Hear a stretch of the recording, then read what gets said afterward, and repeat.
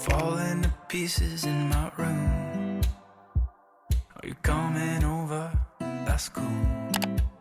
I could use a little something. Hello everyone and welcome back to my channel. Welcome to another video. I am so excited for today's video. It's kind of been like a process filming this video because it started technically like almost a month ago. It's just taken me a very long time to get through the first book of this video, and we're gonna talk all about that in a few minutes. But welcome! If you're new here, my name's Alexa, and in today's video we are going to be trying to complete book series that I'm currently in the middle of. I think I'm currently in the middle of 8 or 9 book series, and this is actually like a part 2. I filmed part 1 about a month or two ago. 2.5 weeks ago I started this video with a book that's actually the last book in the series. I had very high hopes going into it, and then it just went downhill. It was not what I thought it was going to be. I was definitely a little disappointed reading it. I decided to actually cut it out of this vlog because it took me so long to finish and I was all over the place. It was just really confusing when I was watching it back, but I still want to talk about it with you guys and give you my rating and review. It is a brand new release by Lucy Score herself. We have Things We Left Behind. This is the third and final book in the Knock 'Em Out series, and it is Lucian and Sloane's story. We've been hyped up since we saw them in book 1. We get glimpses of them in book 2, which I was absolutely swooning over, and I knew straight from book 1 that Lucian and Sloane were going to be my favorite couple out of the entire series. I knew this book was going to be my favorite book out of the series, and then we sat down and we started to read it, and unfortunately it was not my favorite book. I actually decided at the end of this that book 2 was actually my favorite and book 1 was like a close second. It's not a bad book. It's not a bad story, don't get me wrong. It's still a very good storyline. It's a good romance, but it's not what I was expecting, and it's not what I necessarily wanted from Lucian and Sloane. It was so hard because I fell in love with the two of them throughout book 1, throughout book 2. Sloane is this cutie, badass librarian, and Lucian is basically like this high up businessman that everyone's afraid of because he's honestly got like a little dangerous side to him. And I just knew from book 1 I was gonna love them, and I could not wait for their story. And then we got to it, and I honestly didn't get into it till like the last few hundred pages. I think the last 100 pages of this book is what saved it for me. You do get a lot of backstory on Lucian in this, which I really appreciated. He's kind of like a big mystery throughout book 1 and book 2. You're wondering what his childhood was like, what happened to him to make him into like this grumpy businessman that he is today. It is a friends to enemies to lovers trope. Lucian and Sloane grow up next door to each other. They're very close to one another. Lucian becomes very close with Sloane's family, and then one night changes everything. Sloane breaks a promise to Lucian, and it kickstarts their little enemies to lovers relationship. It actually carries on for like the next decade. They're constantly being pushed together because they're in the same friend group. I have to say, every time I thought something was gonna happen, we'd hit like a roadblock. Like nothing would happen. Lucian would backtrack and regret things and just kind of put his walls back up, or vice versa. Sloane would put her walls back up. Honestly, I think I read this book just to make it to the epilogue and bonus epilogue, and it was worth every page to get to those things. The epilogue and the bonus epilogue is definitely what made this book a 4-star read for me, which sounds ridiculous, but we got a lot of closure. We got to see all our favorite characters together. And so with that being said, I did end up giving it a 4-star rating. Again, those last 100 pages, the epilogue and bonus epilogue, is what really saved this story for me. But without those, this probably would have been like a 2-star read. Like those first 200, 250 pages were just not it for me, and I was really, really struggling to get into it. I would have given it a 3.5-star rating, but because it's the last book in the series and we just tie everything together at the end, that's why I kind of went up to a 4-star, because I was like, oh, okay, like this was actually a really good way to end the series. But this took me a very, very long time to get through. I don't like sitting on books for too long. A week is like the longest I usually go with reading a book, and this took me almost like 2 weeks, and it was driving me crazy. Something else I didn't necessarily like about this one, and I can't remember if book 1 and book 2 was like this, but the chapters in this book were really, really long, and I think that's another reason I didn't necessarily like it or maybe get into it right away. The chapters were like 20-25 minutes long, and I don't know, it just felt really slow, and it's definitely a slow burn type of read, but I don't know, it wasn't what I was hoping for, unfortunately. I still would recommend the Knock 'Em Out series. I really enjoyed the series as a whole. I love the characters, the found family, family is one of my favorite found families I've read about in a long time. But yeah, Things You Left Behind was a little bit of a disappointment. But nonetheless, we are going to kickstart this vlog. I'm very, very excited. I already have some books kind of picked out for the vlog. We're going to be jumping in to a very big fantasy book tonight, which I'm so excited about. And then we're also going to be jumping in to some dark romance books that I'm also equally as excited about because I have not picked that series up in a very, very long time. But yeah, that's what's going on in today's video. I hope you guys are excited because I'm really excited. I feel like I need some good reads after Things We Left Behind because it was kind of putting me into a little reading slump and I was getting nervous. So fingers crossed these upcoming books get us away from the reading slump because that is not what I'm trying to do right now. I'm ready. I hope you guys are ready. Grab a snack, grab a drink, and let's jump in to finishing book series I'm in the middle of. Okay, I'm so excited. We are gonna jump in to our first book of today's vlog. Technically second book, but like first book I'm reading with you guys. And we are gonna be starting A Court of Wings and Ruin by Sarah J. Maas. I am so stinking excited for this one. It is book 3 in the ACOTAR series. If you know, you know. For the longest time, I feel like I had beef with the series because I had tried multiple times to get into it and I never could get into it. And then I finally forced myself through book 1 in the beginning of this year. And I got it. I got the hype and I fell madly, madly in love in book 1. And dare I say, I was a Tamlin girly in book 1. Don't come for me. Let's pretend that didn't happen. Let's forget that little phase I was in never happened. Then we read book 2 and I was obsessed with every inch of that book. It was my favorite book ever. I have taken so much time in between book 2 and book 3 because these books are no joke, guys. They are pretty chunky books. 600 or 700 pages. It's 700 pages. That's a lot of pages to read, and I think I just mentioned this, but I don't like to be stuck on a book for too long. Like a week is long enough for me, and if it goes over a week I start to get very bored and uninterested, and it almost puts me into like a reading slump if I'm reading the same book for more than a week. Chunky books kind of scare me, but I wanted to read this book in the month of September with you guys, and I feel like it's the perfect time to get back into fantasy books. It's cozy season, we're approaching spooky season. I want to jump back into this world. I want to see these characters again. I'm so excited to see what happens because I remember book 2 leaving off on that crazy cliffhanger. So I decided on this being our first read in today's vlog. We are actually about to head out to the gym, but something that so many of you have been messaging me about is trying out the dramatized audiobook version of this series, and I thought it'd be really fun to try it out. I usually listen to audiobooks when I go to the gym. It's just really relaxing to me. I find that I'm able to work out longer when I'm listening to an audiobook. I get so sucked into the worlds, the characters, and I like lose track of time basically, so I feel like it almost pushes me to work out longer and work out more. And I downloaded the dramatized version of A Court of Wings and Ruin, so we're gonna try it out. I'm a little iffy on it because I know there's like music in it and different sound effects, and then it's also a full cast, so there's gonna be different voices for every character, which I feel like is gonna be really cool, but it might throw me off because I don't know if it's just me, but when I'm reading books I also kind of imagine what the characters would sound like in my head, so I'm kind of nervous to hear all the different cast members for every character. We're gonna start this book off with the dramatized audiobook version. I'm really excited for it. But before we head to the gym, I actually want to do a little like workout haul for you guys. I got some really cute pieces from the brand Halara, and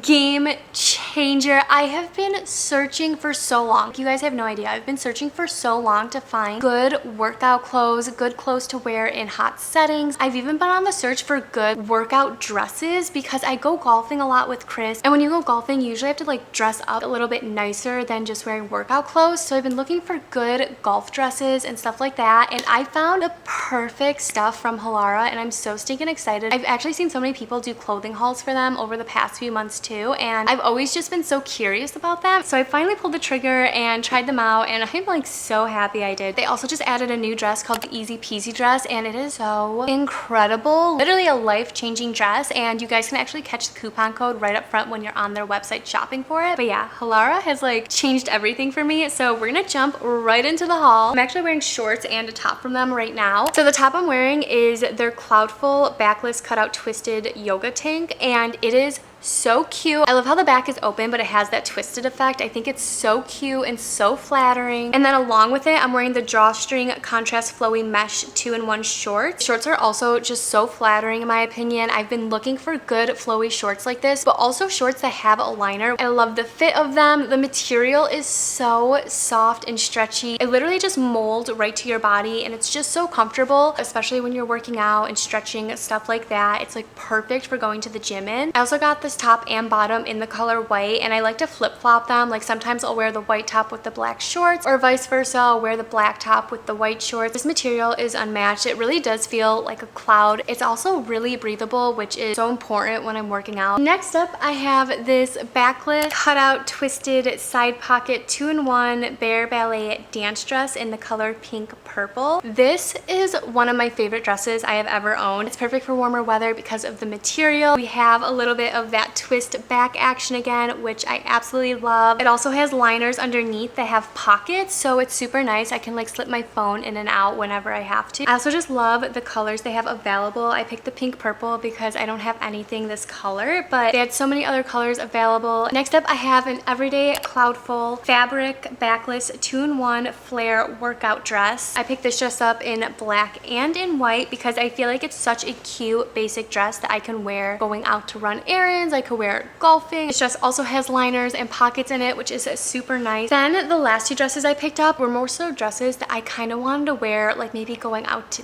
dinner, going out to brunch. I wanted more like dressier type of dresses, but were still comfortable for me. So I picked up this everyday split strap Bodycon midi chill dress. The material is like this ribbed material as well. And then we also have a slit down below to make it a little bit more flattering, a little bit more flirty. I think this color is the perfect color for transitioning from summer to fall. And then the last dress I decided to pick up that I think is going to be perfect for the fall time and going out is this Ruched slit backless crisscross lace-up bodycon midi dress. This color is beautiful. I think it's so perfect for the fall time. Something that really drew me to halara as well is how affordable their pieces are. They aim to provide good quality products at an affordable price, which I think is amazing. I mentioned it earlier, but they just added a new piece to their collection called the Easy Peezy dress. It's your ultimate solution for effortless comfort and convenience. You can upgrade your wardrobe with it and experience a new level of comfort and functionality. They also offer a wide range in their Wannabe collection. We have the Wannabe Everyday, which is an all-in-one dress. They have the Wannabe Plus Size collection, which is sizes for all body types. They have the Wannabe DD2F cup, which is for your busty ladies. They've got your back. We have the Wannabe longer length and adjustable, so you can find your perfect fit. They have their Wannabe padded off collection, which I think is so cool. It's so easy to just like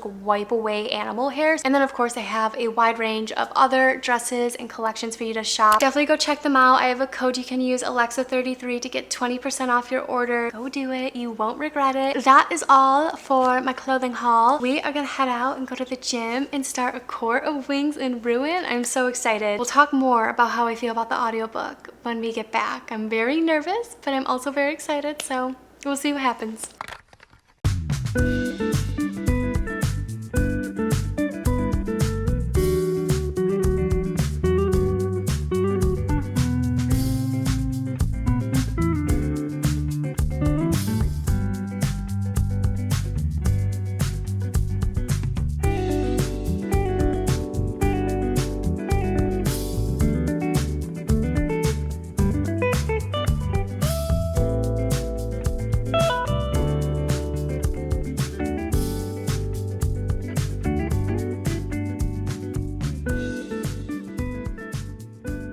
Okay guys, so we just got home from the gym. I listened to a little bit over an hour of the audiobook for this. I have to say, like the first 15-20 minutes of this audiobook, it was really rough for me. I could not get into it. I could not follow along with it. I think it's because it's so different from like a normal audiobook. Like I mentioned earlier, it was like the dramatized version. So there's a full cast of people. There's music and background noise and sound effects effects and like all this stuff that goes into it, and it literally sounds like you're listening to a movie just without like the visuals, obviously. And it was really, really weird for some reason. I could not get into it. And then I also feel like a big part of it was just pure confusion on my part. I literally could not remember how A Court of Mist and Fury ended for some reason. Like, I remember certain parts and I remember like a little bit of the cliffhanger that were left off on it, but for some reason I just felt so lost jumping into this book, and I was like, oh my gosh, this is not good. I'm gonna have to go back and reread A Court of Mist and Fury. We got like a half hour into it, and then I started to kind of remember things and catch on a lot. I did get pretty far in it. I'm on chapter 15, page 143. We left off on a really, really good chapter, to be honest. Chapter 14 of this book. It just honestly reminded me of why I love this series so much and why I love these characters so much. It made me so happy to see previous characters come back up, because I was kind of waiting for a little bit for them to pop back up in this book, and they did. So I'm super, super happy about that. The beginning of this was honestly like a roller coaster, because book 2 left off on a really weird cliffhanger, and the way this one started up, I was like, what's actually going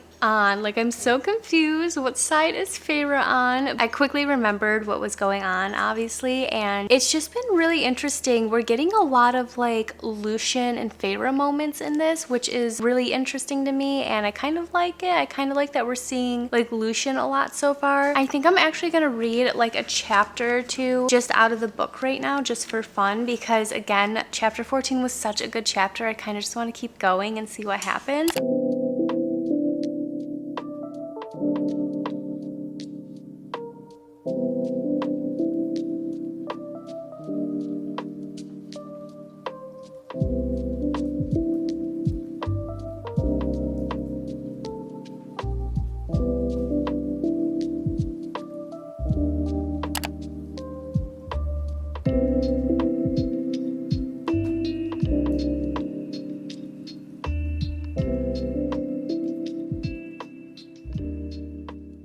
I have to say, the audiobook is definitely growing on me. I like love that it's a full cast and that we're hearing different voices for every character, because it just makes it easier to keep track of all the different characters, because there are a lot of characters in the series. There's a lot of names that you gotta memorize, but it also just makes the characters seem more real and like personable, I guess you could say, and I really, really love that. I'm in the middle of a chapter. I'm about to finish it, but I'm in chapter 17, page 180, and they're all sitting down for dinner right now, and it just like makes my heart so happy. I love like the sense of found family in this story. I'm just so in love with Rhys and Cassian and Azriel, and I love that we're adding in Feyre's sisters into the mix. I love more. I'm honestly even kind of loving Lucian's character in all of this. It's such an interesting turn of events, in my opinion, to see Lucian a lot in this beginning part. I don't know, I really like his character right now. This is going really well. I think the audiobook is making the story like 10 times better, in my opinion, than just like reading it myself. And like I said, it just makes it seem more real and more immersive in a way. I feel like I'm really in this story, in this world, watching these characters interact, and I think it's really, really fun. So I would highly recommend this audiobook with all the different characters and stuff like that. I feel like it makes the story so much better and way more fun. I feel like in this book we're getting a lot more character development and character building, which I also really like. It's going really well. I'm really loving this so far. I'm gonna keep going and see how much I can get through tonight. It's such a big book. Like, I feel like I've been reading for so long, but I've only read this much. We still have all of this to go. Hello, everybody! It's been a little bit since we last talked. I'm a little bit more than halfway through A Court of Wings and Ruin. We're on chapter 47, page 446. This book is so big, but also, could we just appreciate like the floppiness of it? I feel like I see so many people always talking about how much they love how floppy a book is. This is like the ultimate floppiest book I have ever read, and I kind of love it, to be honest. And I've always been against cracking the spines of my books, but this one was just like inevitable. It was gonna happen no matter what, just because of how big it is. Anyways, we're on chapter 47. I'm loving it. Obviously, I'm loving it. I mean, who doesn't love this series? I think I already kind of talked about this, but there's just been a lot of character building throughout it. I really like that we're getting to know Nessa more. We're getting to know Elaine more. We're getting more Cassian and Azriel. We're even getting like a cool amount of Lucian, which I think is really fun and interesting. A lot is definitely happening in this book so far too, like storyline wise. There's a lot going on in this book. We're kind of on the build up right now. I feel like we're about to hit a pretty crazy part in the story, and I'm also getting nervous because everyone always talks about how Sarah J Maas is notorious for leaving readers off on the biggest cliffhangers, and I'm just like, man, I don't want a cliffhanger. I'm happy because the book after this is like super tiny. I think it's only like 200 or 300 pages, so I'm gonna jump into that after I finish this. But I decided for this reading vlog specifically, we would actually take a little break from this one for now because I've been listening to it but also reading it at night, and because it's so big, I kind of just want to add like another book in the mix, because I know I said it already, but when I'm reading a book for a super long time, or if it's like a really big chunky book, I get kind of, I don't want to say bored because I'm not bored with this, but it makes me feel some type of way where I feel like I'm gonna be in a reading slump after I finish it. So I thought to kind of help prevent that, we would jump into another book in this reading vlog. We're still gonna read this throughout this vlog, but I want to start another one today, and it's Stolen Air by Sophie Lark. This is book 2 in the Brutal Birthright series, and it tells the story of Nessa Griffin and Mikolaj? We're gonna call him Miko. I think they call him Miko in this book for sure anyways. But I thought we'd jump into this because I haven't read this series since the beginning of the year. I read book 1. I think book 1 was actually my first read of 2023, so it's been a very long time since I picked this series up. I thought it'd be really fun to continue it on in this vlog because I'm just, I don't know, I'm in like a dark romance type of mood, and I remember really enjoying the first book, so I thought we'd jump into this. I also like the vibes it's giving off. I think Nessa is a dancer. I think she's a ballerina of some sort. I kind of like those types of vibes. And then Miko, it says, is a vicious gangster in Chicago, and I think he's like part of the Polish mafia, so this is gonna be really interesting. It also tells us right off the bat that Miko abducts Nessa because the Griffins had taken something from him, and so he's taking something from the Griffins. It's supposed to be a Beauty and the Beast retelling. I don't know. It sounds really weird. I can't see myself really loving it because the trope is weird. Like, I love Beauty and the Beast, but for some reason, having it in this type of setting, not having it be like a fantasy, magical, princessy type of vibe, it just seems a little bit more disturbing. But I want to try it out because a lot of people say that they love this one, that it's like their favorite one in the series, which is so hard to believe. I thought today we would start it out, and I don't know, I'm just excited. I remember really loving Sophie Lark's books because she also puts like illustrations in them. Yeah, like there's illustrations throughout the books, which I think is so cool. I wish every book did that. I don't know, maybe that's like weird of me and childish because like I love pictures in books, but I think this is so cool, and it gives you an idea of what the characters look like and what they're experiencing and feeling. So Sophie Lark is also just like a super fun and easygoing author in my opinion. Her writing's super fast paced, and she kind of just like cuts to the point with the storylines, which I also really like. I'm never bored. I usually want to like finish the book in one sitting, so we are gonna jump into this today, see how it goes, and then we're also going to try and listen to some of the audio for this today. But I don't know, we're taking a little break on this, but I'm excited for this. Okay, let's go.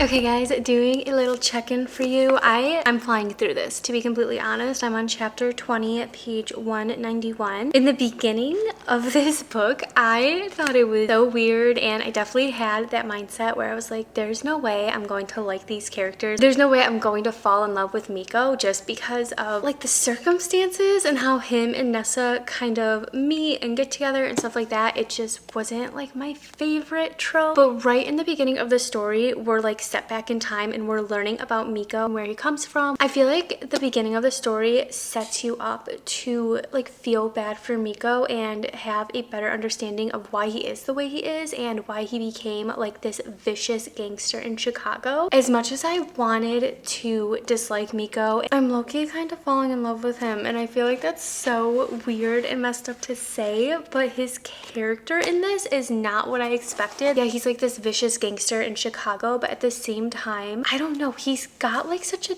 different vibe to him. I feel like everyone going into Stolen Air immediately is like, there's no way I'm gonna like Miko, there's no way I'm gonna love this trope, and then you read it and you get into it and you're like, oh, I was so wrong, I'm obsessed with this man. And I understand now why so many people love this book and why it's like their favorite one in the series. He's got this crazy confidence to him, and I really love like the dynamic between him and Nessa, and it's just like, it's so sick and twisted, but I'm loving it so far. But we are like more than halfway through. I'm flying through this book right now. I'm definitely gonna finish this tonight. I can't put this book down. I have to see what happens with Nessa and the Griffins and everything. I don't know what Sophie Lark puts in her books, but they are so addicting, and I literally love every character she writes. We are gonna keep going. We're gonna finish up Stolen Air, and then I think we're gonna jump in to book 3 in the series, which I think is Savage Lover, and that's supposed to be Nero's story, Nero Gallo, which I'm really interested about because he's like obsessed with cars, and he's kind of like an angry, quiet Gallo in the story, so I'm excited to read about him. I think we're gonna jump right into that after this because I am like so sucked into this world right now and these two families, and I just want to keep going. So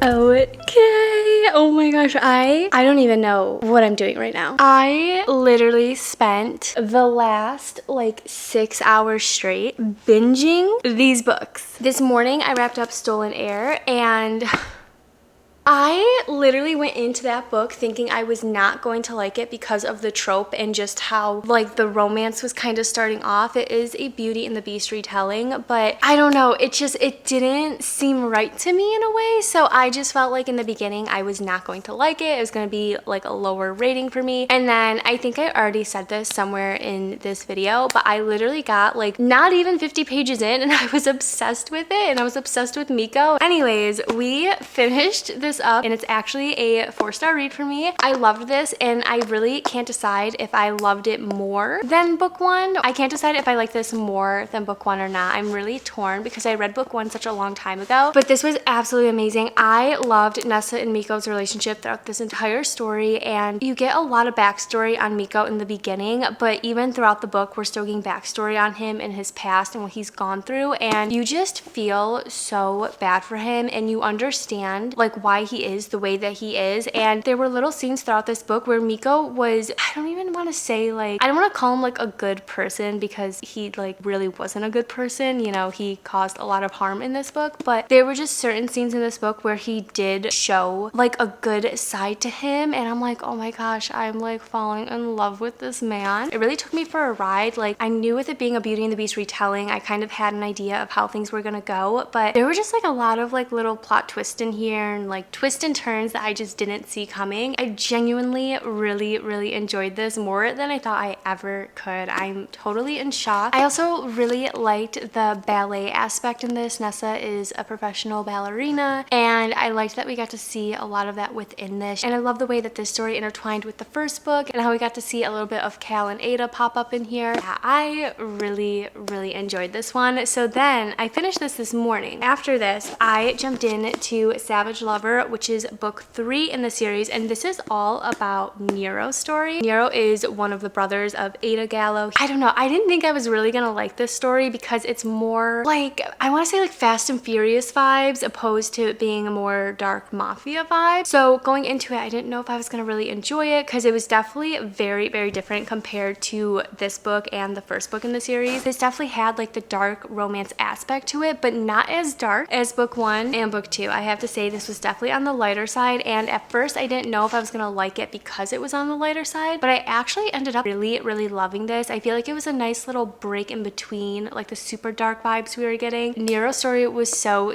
cute. He's obsessed with cars, so we're watching him like fix up a bunch of old time cars throughout the story. There's a lot of car races. There's a few scenes in here where there's like cop chases and stuff like that. There's a lot of action in this one that I really like, because Nero is like obsessed with cars and fixing them up and stuff like that. Naturally, he falls for a girl who is also equally as obsessed with cars, and she basically works as a mechanic at her father's car shop. I kind of love seeing how Nero and Camille came together in this, because they come from totally different worlds, totally different friend groups and stuff like that. So I really enjoyed it. I thought it was really cute. I feel like it focused a lot on Camille's story too. The entire time she was just trying to keep her younger brother out of trouble, because he was starting to mix in with really bad crowds. Because she's always going out now trying to keep her brother out of trouble and keeping him safe, she kind of gets mixed in with some crazy bad stuff. She's got to find a way out of it. Yeah, I have to say, like, being 3 books deep into the Brutal Birthright series, my favorite part of it is how every book connects to each other. I love seeing the Gallows and Griffins intertwined. Their families are so different, but at the same time they're so similar. I'm not gonna stop the vlog off here. I was kind of debating if I should or not, but call me crazy, I think I'm gonna jump in to book 4 of this series, which I think is Bloody Heart. It's Dante Gallo's story, and I'm so excited to read about Dante's story, because in the first 3 books we see Dante a lot, but he's always like really mopey. I think his story is like a second chance type of romance. I feel like he's the most brutal and ruthless character in this series because he's so mopey and brokenhearted. So it's gonna be really cool to read all about his little romance and see what happens there. But yeah, I think I'm gonna go and start that book right now and like jump into it, because I feel like I'm on a roll. I can't stop. I gotta keep going. And these are incredible 4-star reads. I think book 1 was also a 4-star read for me, so every book in the series so far has been 4 stars. We're gonna jump in to Bloody Heart and see what Dante's story is all about. I'm so excited.